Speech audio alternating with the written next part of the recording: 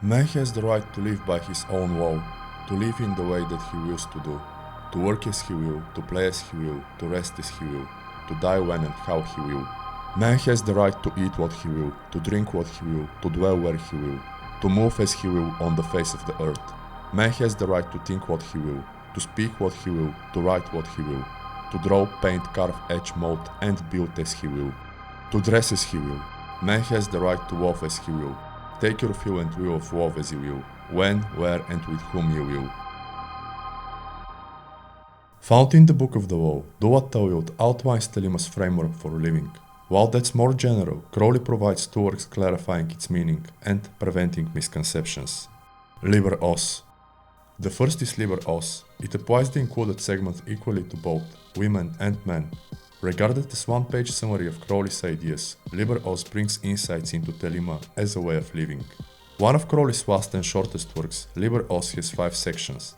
It was written because of complaints Crowley's works being too challenging to grasp, meaning that the author used mainly one-word syllables to create it. And speaking of that, Thou Wilt is all one-word syllables. Comment. According to many sources, Liber Oz was written for Crowley's friend, the author and biographer Louis Wilkinson, aka Louis Marlowe. According to Robert Hunter Wilson, Liber Oz might have been one of the works attracting Jack Parsons to Thelema alongside Book 4. Duty.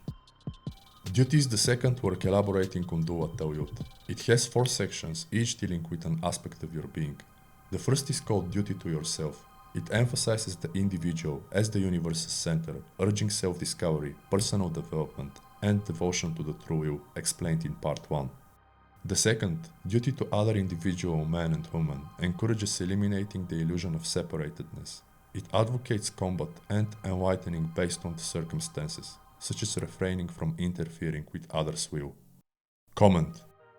Reminding that every man and every woman is a star, this section advocates treating men and women with absolute respect, and I think this may not be too dissimilar to Immanuel Kant saying humans should be treated as an end in themselves, not as a means to something else.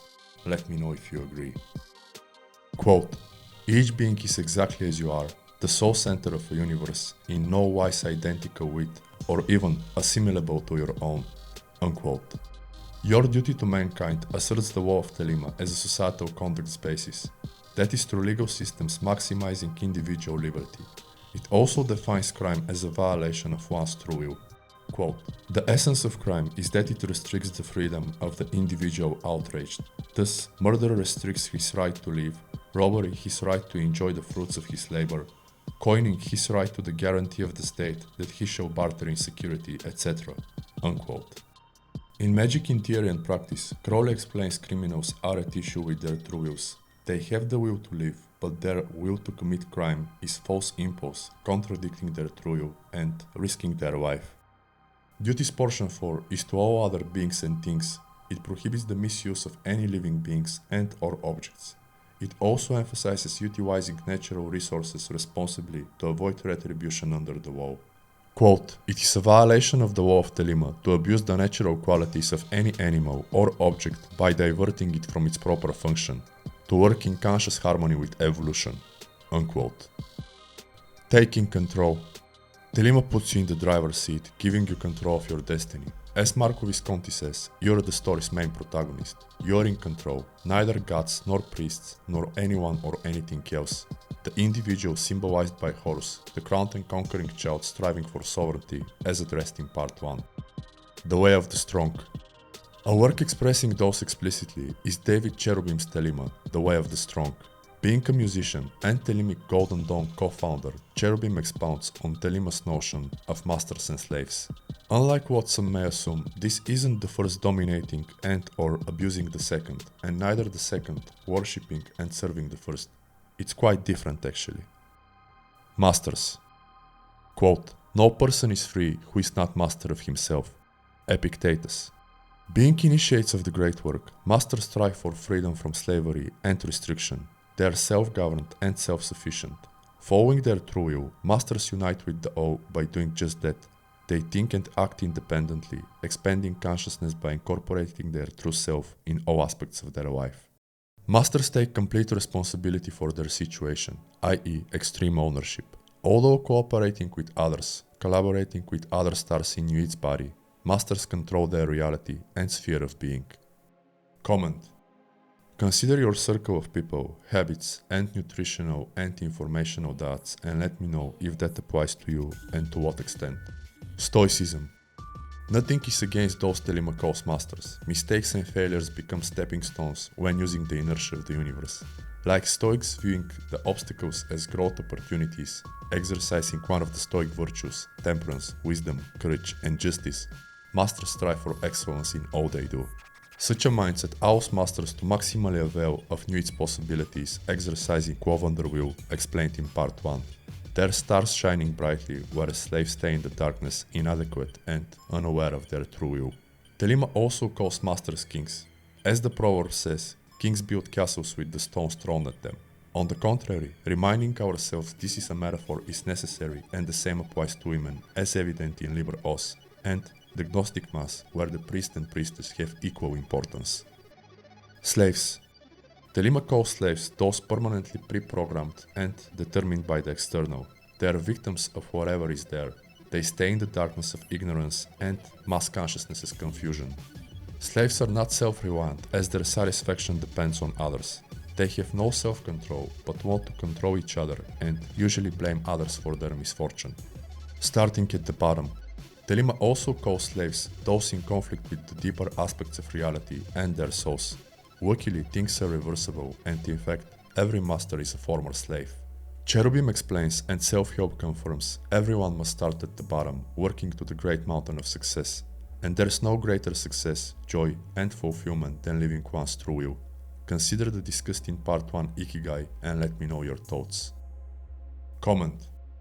One may find many commonalities between Thelema's masters and slaves and Napoleon Hill's go-getters and drifters. Acting independently, go-getters do their own thinking. They are self-reliant and autonomous, shining and providing value to the collective. Go-getters use hypnotic rhythm to their own advantage. Drifters are permanently pre-programmed by the external and victims of hypnotic rhythm. Think of the inertia of the universe and let me know if you agree. Creator economy. Though unrecognized in Thelemic books, I believe the rise of creator economy embodies the mentioned and the Aeon of Horus. In former eras, that was impossible. Thanks to the internet, such a model becomes the norm rapidly. The creator economy allows to live your true will by leveraging the internet and achieving self-sufficiency. Plus, striving for excellence with each piece of content and product connects your soul with the deepest parts of reality. And while Thelemic scholars explain we are at the new eon's threshold, Naval Ravikant tweets, quote, "There are almost 7 billion people on this planet. Someday I hope there will be almost 7 billion companies." Unquote. In my humble opinion, this is the new eon's natural unfoldment. Let me know if you agree, such as your thoughts on this channel, finding meaning and mystery, not only in the occult. Conquering. In the Book of the Law, chapter 2, Hadith states, quote, "I am unique and conqueror. I am not of the slaves that perish, be they damned and dead." Unquote. The first part of this shows how Western esoteric Thelema is. As the On Fortune's mystical Kabbalah emphasizes, the healthy Westerner doesn't want to retreat from reality, but to conquer it. Only the pathological or sick cases wish to escape that. As for the second, in my humble opinion, it shows Crowley being a walking contradiction, as based on my research, he had a substantial financial background in the form of inheritance. Let me know if you agree. Thelemites. Simple as it sounds, Thelemites follow their true will. Whether you define yourself as one is irrelevant. Whether someone else will approve that, even less. Thelemites greet themselves using 93, and as found in the Book of the Law, that's the same numerical value as agape, which means love. Magic and yoga. Quote, "To train the mind to move with maximum speed and energy, with the utmost possible accuracy in chosen direction, and with the minimum disturbance or friction, that is magic. To stop the mind altogether, that is yoga." Unquote. Thelemites use magic and yoga for personal development, stripping internal and external conditioning to improve fittedness to pursue the true will. This enables Thelemites to understand themselves and the universe better. And, as Robert Anton Wilson says, paraphrasing, changing your mind changes the universe, as there is no other universe apart from yours. Accidental Thelema. Magic and yoga actualize one's potential, yet they are not required, and often people are Thelemites without even knowing. The same applies to magicians, which I think is true for some of our time's greatest. And as Crowley says in Book 4, magic is the science of understanding oneself and one's conditions. It is the art of applying that understanding in action. Unquote. Reconciling Opposites. Thelemites aim to transcend their mundane consciousness. They use magic and yoga to reconcile the opposites within themselves and identify with none but the essence, which is uniquely expressed in the individual and transcends life, death, and dualities. An example of that can be found in one of Thelema's holy books, Liber Oz It. Quote, "My adepts stand upright, their head above the heavens, their feet below the hells. But since one is naturally attracted to the angel, another to the demon, let the first strengthen the lower link, the last attach more firmly to the heart. Thus shall equilibrium become perfect. I will aid my disciples as far as they acquire this balanced power and joy, so faster I will push them." Unquote. Beliefs.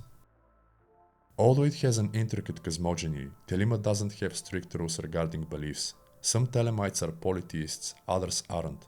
Some view spirits and deities as separate, external entities, others as primal archetypes or aspects of oneself and the collective, following the psychological model, and a third group doesn't think these are mutually exclusive.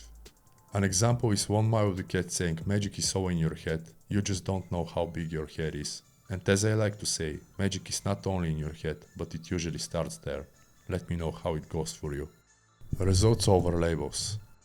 In his Aleister Crowley manual, Marco Visconti explains that whether spirits and deities are purely external or internal is irrelevant, and important are only the results a ritual produces. Quote, "It's immaterial whether these deities exist or not. From our perspective, that of the magician, we know that if we use ritual that involve them, results will follow." Unquote. Scientific Illuminism. Skepticism plays a massive role in Thelema. While other methods require believing in something, Thelema doesn't.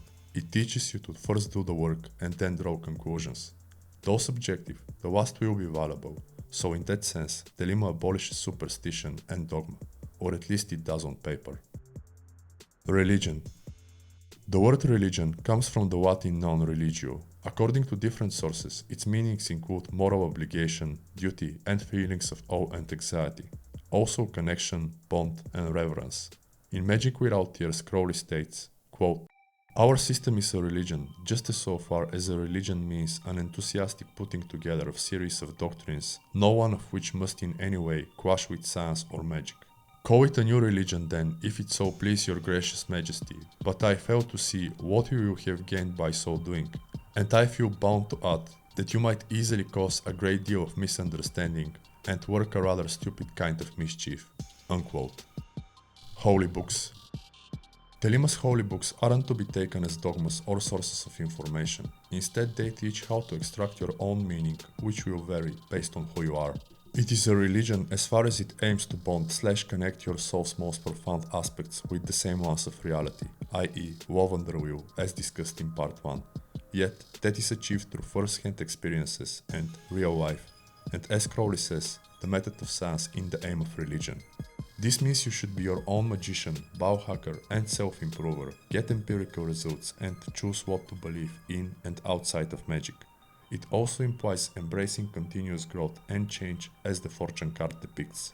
Thelema advocates becoming enlightened and seeking esoteric meanings by embracing the tools and technology available today. Given that, it's great to be guided by two quotes. One is from the Zen master and haiku poet Matsao Basho, and another from the biohacker and modern alchemist Joe Dispenza. Quote, "Seek not the paths of the ancients, seek that which the ancients sought." Unquote. Quote, "Science is the contemporary language of mystery." Unquote. The Science and Art of Mystery.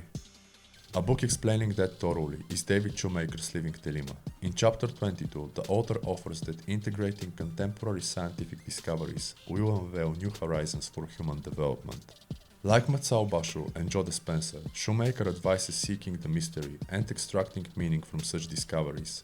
He also advocates approaching that with childlike creative imagination, similar to medieval alchemists. Philosophy. While some regard Thelema as religion, others call it philosophy. Essentially, Thou Wilt is an ethical code. Hence, Thelema is a way of living similar to Stoicism, and from that perspective, it is a philosophy. Regarding academic philosophy, in Magic in Theory and Practice, Crowley calls that the enemy of magic, science, and life. Therefore, it's safe to assume Thelema has nothing to do with academic philosophy.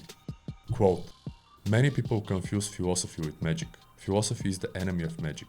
Philosophy assures that after all, nothing matters and that que sera sera." Unquote. As mentioned earlier, Thelema is the opposite of that. It teaches you can change things by taking ownership and being proactive. Remember that every master was once a slave. And as scholars say, Thelema advocates to be an active participant. Influences. Like the Hermetic Order of the Golden Dawn, Thelema enormously informs the culture. Evidence includes systems like Wicca, modern paganism, chaos magic, Satanism, and Setianism, which deserve separate posts. Considering the ongoing occult revival, the interest in it only grows. And while that's broadly discussed, I believe, by influencing New Age, Thelema has a tremendous impact on self-help. The concepts of the true self, self-discipline, life purpose, achieving self-sufficiency, and autonomy permeate every book in the genre. I also believe books by former Navy SEALs claiming discipline equals freedom and extreme ownership is the way to success, such as those of modern Stoics like Ryan Holiday, suggest we live in the Aeon of Horus, especially since Horus associates with fire and force. But that's just my opinion. Let me know what is yours, such as your thoughts on this video. Otherwise, like the video if you enjoyed it, subscribe to the channel and my newsletter for more content. Consider checking my digital products, music and books. Support me with either of the links in the description or the super thanks button, and I'll see you in the next one. Thank you for your time.